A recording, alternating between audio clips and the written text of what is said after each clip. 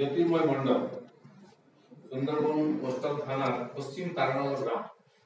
তার বাড়ি, তার বাবা সমীরণ মণ্ডল দুজনে খুব সক্রিয় কর্মী ছিলেন। আজকে তার মৃতদেহ পাওয়া গেছে খুব ক্ষতবিক্ষত অবস্থায়। ভোটের পরবর্তী হিংসার ফলে তারা বাড়ি ছাড়া ছিলেন। তাদের দোকান বন্ধ ছিল, কাঠের দোকান। গত কদিন আগে থানায় কমপ্লেন করে কালকে তারা এসেছিল দোকান খোলার জন্য, কথাবার্তা হয়েছিল, কিন্তু রাত্রেবেলা তাকে দুষ্কৃতী তাকে তুলে নিয়ে যায় এবং আজ সকালে তাকে মৃত অবস্থায় পাওয়া যায়। তার শরীরে একাধিক আঘাত, ক্ষতবিক্ষত, আর তাকে হত্যা করা হয়েছে। এই যে হত্যার চেইন চলছে, এটা নিয়ে প্রায় 45 সংখ্যা হয়ে গেল আমাদের কর্মীদের হত্যা করা। ভোট রেজাল্ট ঘোষণা আর বাধ্য হয়ে আজকে তাই আমরা রাস্তায় নেমেছি। 2 মাসের বেশি হয়ে গেল সরকার হয়েছে, মাননীয় মুখ্যমন্ত্রী তৃতীয়বার মুখ্যমন্ত্রী হয়েছেন। সবাই আশা করেছিল যে সরকার ভালো কাজ করবে, আগের ভুল ত্রুটিকে সামনে নিয়ে যোগ্যতার সঙ্গে কাজ করবে, মানুষের আশীর্বাদের মর্যাদা দেবে। কিন্তু দুর্ভাগ্য, আমরা যদি হিসাবে যে ধরনের অত্যাচারের সম্মুখীন হয়েছে, এখনো যে ধরনের অত্যাচারের ভয় পরিবেশ আছে, একাধিক জেলাতে মানুষ বাড়ি ফিরতে পারেনি হাজার হাজার সংখ্যায়। বাধ্য হয়ে আমরা বিভিন্ন কমিশন এবং কোর্টে গেছি। কোর্ট স্বীকার করে নিয়েছেন তথ্য দেখে যে এই ধরনের হিংসা চলেছে এবং চলছে এবং হাজার হাজার মানুষ বাঁচারা আছে। তারপরে আমরা প্রথমে ছোট ছোট আকারে ধর্ণা দিয়ে সরকারের ঘুম ভাঙানোর চেষ্টা করেছিলাম, যাতে মানুষের কষ্ট না হয় আন্দোলনের মাধ্যমে। কিন্তু সরকারের কোনো হেলদোল নেই। মুখ্যমন্ত্রী বলছেন কিছু হয়নি, তার ক্যাবিনেট মন্ত্রীরা বলছেন কেউ ঘর ছাড়া নয়। এই ধরনের অমানবিক ব্যবহার, দায়িত্ব জ্ঞানহীন মন্তব্য, এর থেকে প্রমাণ হচ্ছে সরকারের ইচ্ছা নেই হিংসা বন্ধ করা। এবং এই যে ভ্যাকসিন কেলেঙ্কারি শুরু হয়েছে পশ্চিমবাংলায়, ভ্যাকসিন নাই, কেন কেন্দ্র সরকার ভ্যাকসিন দিচ্ছে না, ইত্যাদি ইত্যাদি গল্প শুনে আসছিলাম। যখন ভ্যাকসিন এসেছে তখন ভ্যাকসিন ডিস্ট্রিবিউট করার ব্যবস্থা নেই। কেন্দ্রের কোনো নীতি নেই। কেন্দ্রের নীতি পাক্কা আছে, যেমন যেমন ভ্যাকসিন উৎপাদন হচ্ছে ঠিক জনসংখ্যার আধারে প্রত্যেক রাজ্যকে ভ্যাকসিন দেওয়া হচ্ছে। পশ্চিমবাংলার জনসংখ্যার আধারে তাকে ভ্যাকসিন দেওয়া হয়ে গেছে। সেই ভ্যাকসিন কতজন পেল, কত জমা আছে, কত প্রাইভেট কোম্পানিতে গেছে, কত কালোবাজারে গেছে, তার কোনো হিসাব নেই। তাই প্রত্যেক দিন দেখুন কোথাও না কোথাও ক্ষোভ বিক্ষোভ চলছে, মানুষ যাচ্ছেন রাস্তায়, লাইনে দাঁড়াচ্ছেন, ভ্যাকসিন না পেয়ে চলে আসছেন। কখনো বলছে শেষ হয়ে গেছে, কখনো কবে দেওয়া হবে ঠিক নাই, কার কাছে কোনো খবর নেই। এই পরিস্থিতির মধ্যে ধরা পড়লো একজন জালি আইএএস অফিসার। তিনি বেশ কয়েক বছর ধরে সরকারের চাকরিতে আছেন।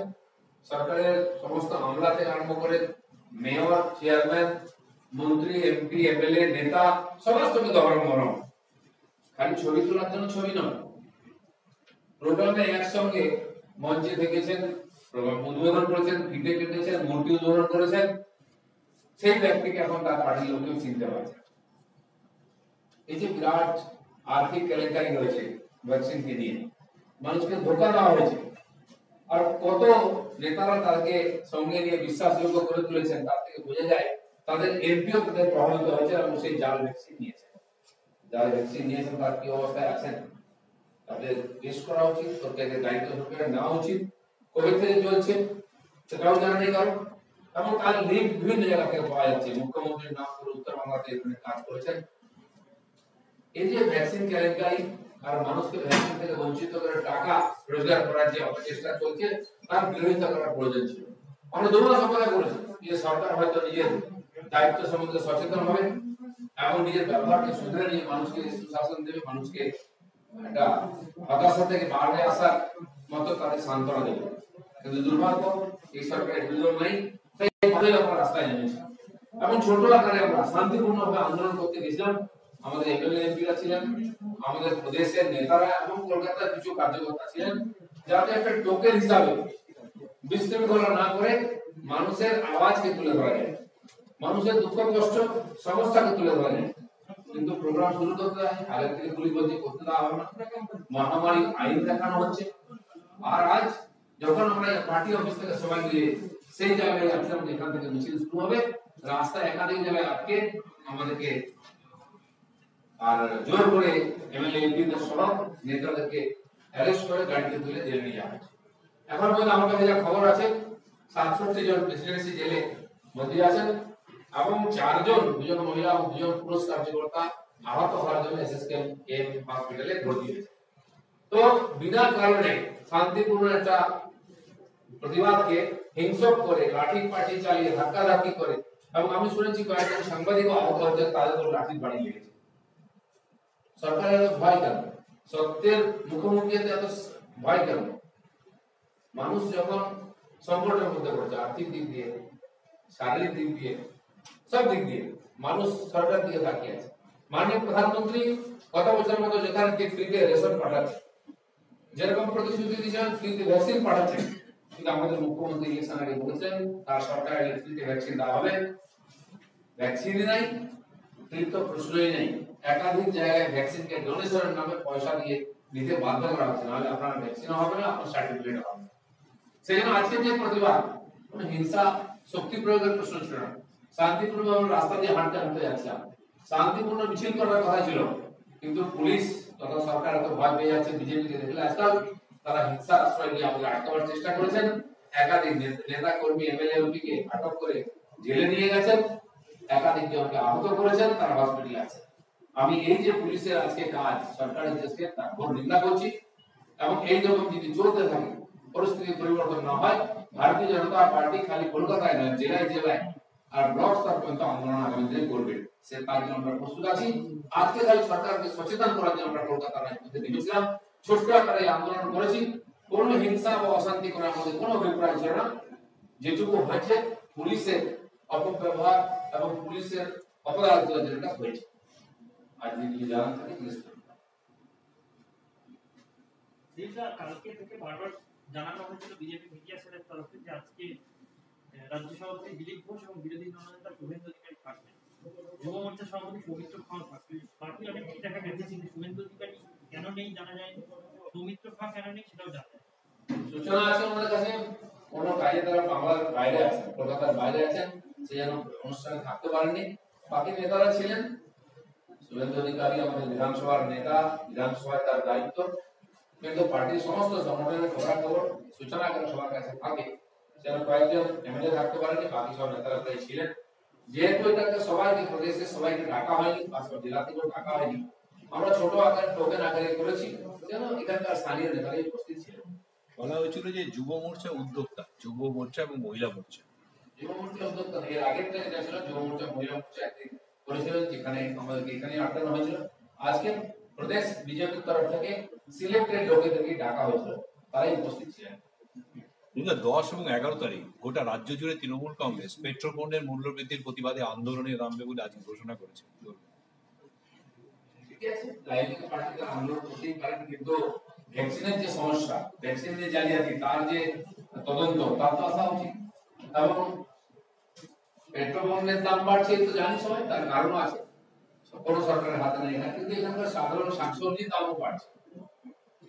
সেটা কেন বাড়ছে তার তো সমাধান রাজ্য সরকার করতে পারে। মোদী তার কি বলে আলুর সবজি চাষ করেন না, তার জন্য মোদীকে দায়ী করা যাবে না।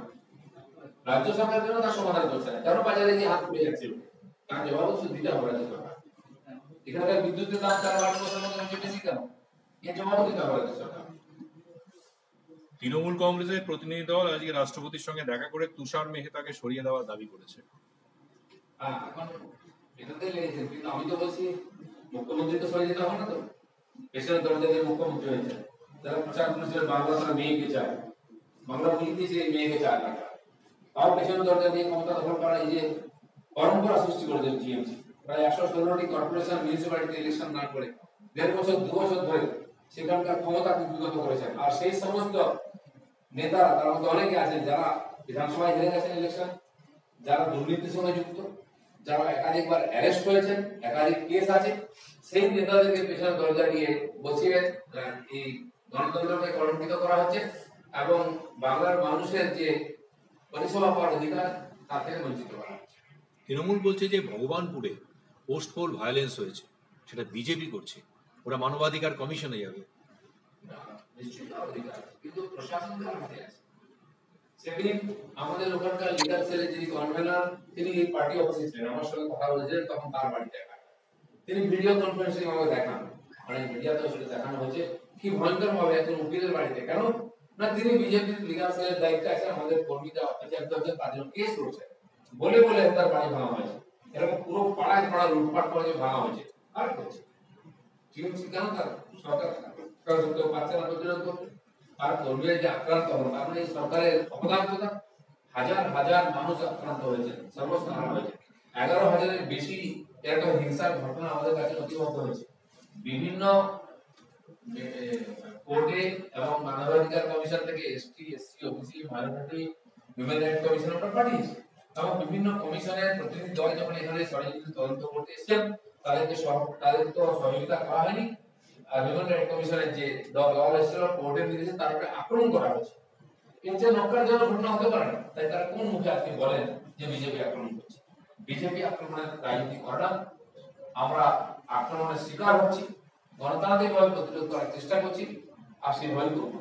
দিদা, তৃণমূল কংগ্রেস বলছে যে নির্দিষ্ট সময়ের মধ্যে বিধানসভা উপনির্বাচন করানো উচিত, কমিশনকে চিঠি দিয়েছে, কিন্তু পুরসভার ভোটের প্রশ্নে ওরা বলছে যে এটা পরে করা যাবে। আপনাদের কি স্ট্যান্ড? আমাদের বক্তব্য হচ্ছে যেটা আগে নির্বাচন হওয়া উচিত সেটা হোক। জমিন স্তরে সাধারণ মানুষের পরিষেবা দেন মিউনিসিপ্যালিটি চেয়ারম্যান, কর্পোরেশনের মেয়র এবং প্রতিনিধিরা, কাউন্সিলর। আজকে 1.5 বছর 2 বছর ধরে কর্পোরেশন চেয়ারম্যান বা মিউনিসিপ্যালিটি নির্বাচন হয়নি কেন? কেন মানুষের পরিষেবা থেকে বঞ্চিত করা হচ্ছে? ছোট ছোট কাজের থেকে আজকে জল জমে যাচ্ছে, কার কাছে জানেন না, কারণ নেই, কার কাছে জানেন? তো সেই জন্য রেশন নিয়ে সমস্যা আছে, কার কাছে বলবেন না? কেন বঞ্চিত করা হচ্ছে? পেছনের দরজা দিয়ে ক্ষমতা ভোগ করার জন্য, হেরে যাওয়ার ভয়। অথচ 2 মাস হয়েছে মুখ্যমন্ত্রীর হেরে যাওয়ার পরে আবার মুখ্যমন্ত্রী হয়েছেন, তাকে নির্বাচিত হয়ে আসতে হবে ক্ষমতা ভোগ করার জন্য, তার জন্য যে কোনো ভাবে নির্বাচন করা দরকার। অবশ্যই হবে, তার জন্য নির্দিষ্ট বডি আছে, কেন্দ্রীয় নির্বাচন কমিশন দেখবেন, তারা লিখেছেন। কিন্তু আমি রাজ্য নির্বাচন কমিশনকে বলছি, যারা মুখ্যমন্ত্রীর কর্তা ছাড়া খাওয়া দাওয়া পায়খানা পেচ্ছাপ করেন না, তারা কেন এখানকার লোকাল বডি নির্বাচন করছেন না? কার স্বার্থে? কেন মানুষকে বঞ্চিত করা? আর উত্তর দেখেন। কিন্তু এটা কথা হচ্ছে যে কেন্দ্র নাকি করতে দিচ্ছে না এই পুরো নির্বাচনকে, এটা কেন্দ্র প্ল্যান মাফিক এটাকে ডিলে করছে। কেন্দ্রের হাত কোথায় এলো এবারে? এটা নিয়ে কথা লোকাল বডি নির্বাচনে তো কেন্দ্রের হাত কোথাও নেই, সবই রাজ্যের হাতে আছে। আমরা জানি পঞ্চায়েত ইলেকশনে কি ধরনের নাটক করা হয়েছিল, আগের বারে মিউনিসিপ্যালিটি নির্বাচনে কিভাবে নাটক করা হয়েছে, পঞ্চায়েতে নমিনেশন করতে দেওয়া হয়নি, হাত পা ভেঙে দেওয়া হয়েছে, মারা হয়েছে, ঘিরে রাখা হয়েছে পিডিও অফিসকে, সে সবাই জানে। সেখানে কেন্দ্র কোথায় ছিল? কেন্দ্রের কোনো হাত নেই, এখানে রাজ্য নির্বাচন কমিশন করে রাজ্য সরকারের ইচ্ছায়। আমরা বলছি সেটাও করা। এর আগে তৃণমূল পরিষদীয় দলের বৈঠকে সিদ্ধান্ত হয়েছে, এর আগে বিরোধী দল ছিল বাম এবং কংগ্রেস, তারা যতটা আক্রমণাত্মক ছিল, এবার বিজেপি তার থেকে বেশি আক্রমণাত্মক হবে, সেটা প্রথম দিনই ওরা টের পাইয়ে দিয়েছে। সুতরাং পরিষদীয় দলকে বলা হয়েছে সেইভাবে প্রস্তুতি নিতে এবং সেভাবে তৈরি থাকতে। ক্ষমতায় ওনারা আছেন, তারা তো সরকার চালাবেন, বিধানসভায় তাদের ব্যবহার সেরকম হওয়া উচিত, আমরা সহায়তা করতে রাজি আছি। তিনি প্রথম থেকে চালাকির আশ্রয় নেন, যেভাবে দুটি ঘটনা আমাদের দৃষ্টি আকর্ষণ করেছে, মুকুল রায়ের নির্বাচন এবং তার পরবর্তীকালে তিনি টিএমসি জয়েন করেছেন বিজেপি সিম্বলে জিতে, আর তাকে বলা হচ্ছে তিনি তো বিরোধী নেতা, তাকে টিএমসি চেয়ারম্যান করার চক্রান্ত চলছে। এটা অনৈতিক, তার প্রতিবাদ করি। এবং যেভাবে 2 মাস ধরে যে নির্বাচনের পরে হিংসা চলছে, হাজার লোক ঘটনা আছেন, মাননীয় রাজ্যপালের ভাষণে তার লেশ মাত্র উল্লেখ নাই, এটা তো সত্যের অপরাধ। তাই আমরা তার বিরোধিতা করতে বাধ্য হয়েছি। আজকে যেমন ভ্যাকসিন কেলেঙ্কারির রাস্তায় নামতে বাধ্য হয়েছি, এটা সাধারণ মানুষের স্বার্থের সঙ্গে যুক্ত, আর বিরোধী পার্টি হিসেবে আমরা এই দায়িত্ব এড়িয়ে যেতে পারি না। যেহেতু মানুষ আমাদের আশীর্বাদ করে সবচেয়ে বড় পার্টি হিসাবে শক্তি দিয়ে বিধানসভায় বিরোধীরা দায়িত্ব পালন করতে দিয়েছেন, সেটা আমরা বিশ্বাস করে পালন করব।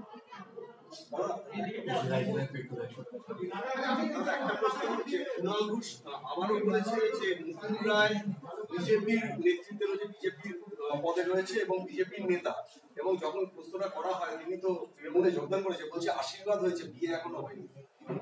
না, ওনাদের বিয়ে হোক, বিয়ে না হলে তো বাচ্চা হচ্ছে, ওনাদের এমপি বলেছে, তাদের কালচার তাদের কাছে, আমাদের কালচার বিয়ে, আশীর্বাদ, লিভ টুগেদার, এসব ওদের টিএমসির কালচার। বিয়ে না করে সংসার করা, তারপরে তার বিয়ে, তার ভোজও হয়ে যাচ্ছে, মুখ্যমন্ত্রী তাকে আমন্ত্রিত হন। পশ্চিমবাংলা, ভারত বা বিজেপির এটা কালচার নয়, সেটা তাদের কালচার, তার বাড়িতে হলো। কিন্তু জনসমাজকে সময় দেখলো, লক্ষ লোক ভোট দিয়ে জেতালো বিজেপি সিম্বলে, তারপরে টিএমসি ঝান্ডা ধরে মুখ্যমন্ত্রীর সামনে পার্টি জয়েন করলেন, সবাই কিন্তু মুক্ত হবেন। বলেছে হাতে পতাকা ধরেনি তাই বিজেপিতে যোগদান করে, হাতে পতাকা ধরে তবে পতাকা ধরে নিয়েছেন, তাহলে বিয়ে হবে তাদের চক্ষু দৃষ্টি কম হতে পারে, কিন্তু আপনারাই মিডিয়া দেখিয়েছেন বাপ বেটা কথা কথা হয়ে সম্মান নিয়েছেন, ঝান্ডা ধরেছেন, সবাই আমরা দেখেছি। সেই জন্য এই ধরনের সত্যের অপরাধ না করাই ভালো, লোককে বোকা না বানানো ভালো। পার্টিটা জালিদের নিয়ে চলছে, সেই জন্য এই যুক্তি তর্কের কোনো মানে হয় না। সাধারণ মানুষ এখন ওনারা বলতেই পারেন যে আমরা কোনো রীতি মানবো না, আমরা কি আর মারামারি করবো না, ওনারা জিতে এসেছেন তো ওনাদের অধিকার আছে। কোন চেয়ারম্যান কোন কমিটি আমাদের দেওয়া দরকার নেই, পিএসসি চেয়ারম্যান যাকে ইচ্ছা করতে পারে, পাঠ্যভূমি করে দিন না, কেন প্রশ্ন নেই। কিন্তু মিনিমাম একটা রীতিনীতি থাকবে তো, সৌজন্যবোধ থাকবে তো। কিন্তু বিএসসি তো বিরোধীদের পদ, সেটাই আমরা জানি একদিন হয়ে এসছে, সেই হিসাবে বিরোধী পার্টি নাম দেবে কাকে করা উচিত, সেই অধিকারটা ওনারা ছিনিয়ে নেবেন, তার পিছনে ছেড়ে যুক্তি দেবেন, এটা তো চলতে পারে। জেলায় জেলায় পেট্রোলের দাম 100 ছাড়িয়েছে। ঠিক আছে, পেট্রোল রোড বাইরে ওটা কোনো খবর নাই, জিনিসপত্রের দাম বাড়ছে, এখানে বিদ্যুতের দাম এত বেশি ছিল তো আমরা খবর দেখি না। সাধারণ মানুষকে কি হচ্ছে, যেহেতু সরকার আন্তর্জাতিক ক্ষেত্রের সঙ্গে যুক্ত এটা, কোনো একটি বোর্ড আছে তারা দাম ঠিক করে না, তাই যখন ইচ্ছা বাড়ছে যখন ইচ্ছা কমছে, সরকারের কোনো হাত নেই। কিন্তু সরকার যথেষ্ট এটা নিয়ে সেন্সিটিভ, তারা চেষ্টা করছেন। আন্তর্জাতিক বাজারেও হু করে দাম বাড়ছে, প্রায় 75-76 ডলার প্রতি ব্যারেল দাম হয়ে গেছে, সেটা অস্বীকার করে যাবো। তো সেই জন্য যারা এই কথা বলছেন তারা তো সবচেয়ে বেশি শেষ দিচ্ছেন, তারা একটু কম করে দিন। আপনি এক্ষুনি যে ইঙ্গিতটা দিলেন, যে ঘটনা নিয়ে রাজ্যে খুব চর্চা চলছিল, এই যে বিয়ে হয়েছে না হয়নি, সন্তান কার, এই বিষয় নিয়ে যে বিতর্কটা চলছে তিনজনকে নিয়ে, তার মধ্যে একজন আপনার দলে, এবং তিনি এবারে নির্বাচনে আপনার দলের প্রার্থী হয়েছেন। তা আপনি যে সংস্কৃতির প্রশ্নটা তুলেছেন যে এটা বিজেপির সংস্কৃতি নয়, সেই বিষয়ে কোথায় ছিলেন তখন, কোন পার্টিতে ছিলেন? আপনি বিজেপি ছিলেন তো, আমরা নিমন্ত্রিত হইনি, আমাদের কেউ কার্ডও দেয়নি সেই বিয়ে, অতএব আমাদের কোনো দায় নেই।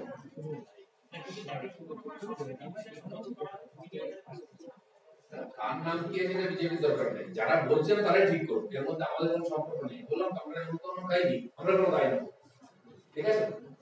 এটা পৌর মুখোপাধ্যায়ের ছেলে অভিজিৎ মুখোপাধ্যায় এই যে তৃণমূল কংগ্রেসের প্রেস কনফারেন্সে বসে আছে, উনি জয়েন করবেন। শুনেছি আমরা, উনি চলে যাচ্ছেন, অনেক ধরে ভাবছিলেন হয়তো নেননি, আপনি জায়গায় গেছেন। শেষ প্রশ্ন দাদা, কুণাল ঘোষ আবারও বলেছে শুভেন্দু অধিকারী মেরুদণ্ড নেই, সেটা চিকিৎসা করা দরকার, মেরুদণ্ডটা আদৌ তারা হারিয়ে গেছে।